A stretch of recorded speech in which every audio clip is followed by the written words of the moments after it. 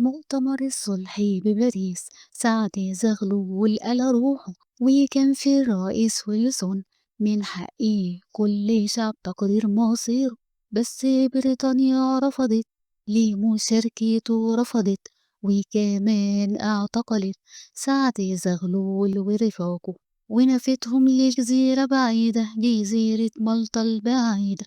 بس بعد شوية عرفت إنها كانت غلطة كبيرة، بسببها قامت ثورة في مصر، ثورة كبيرة في 1919 دي خطيرة.